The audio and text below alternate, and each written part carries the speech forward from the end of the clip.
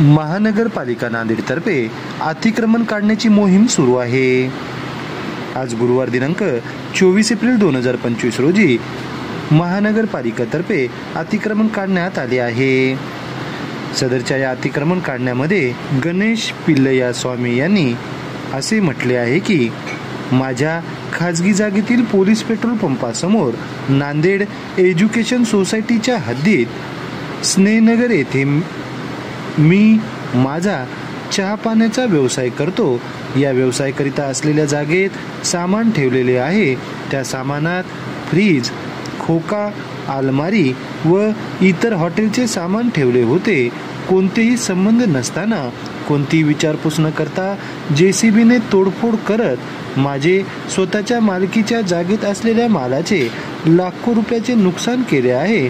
संबंधित जागा ही माझी नांदेड एज्युकेशन सोसायटीच्या हद्दीत असून ती अतिक्रमित नसून त्यांनी आमचे नुकसान केले असल्याची प्रतिक्रिया आज गुरुवारी सायंकाळी 6:30 वाजताच्या दरम्यान नुकसानग्रस्त गणेश पिल्लैया स्वामी यांनी आपल्या प्रतिक्रियेद्वारे प्रसार माध्यमांना स्नेहनगर येथे दिली आहे।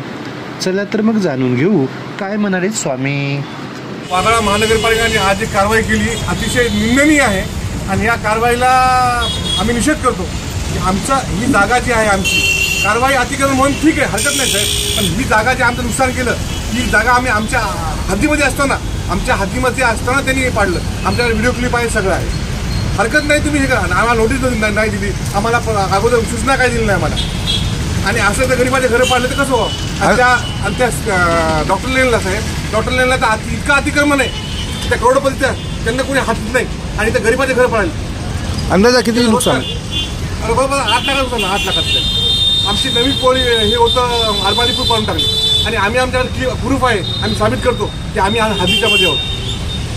मग आम्ही दंडनीय आहोत पण आम्ही जर ह्याच्यात कारवाई जी केली, आम्ही जर अतिक्रमण असलं तर आम्ही कारवाई करा। आमचं अतिक्रमण नाहीच, आमचं ऑलरेडी आम्ही खाजगी जागेमध्ये आहोत, आम्ही नांदेड एज्युकेशनच्या हद्दीमध्ये आहोत आणि नुकसान केलं आमचं।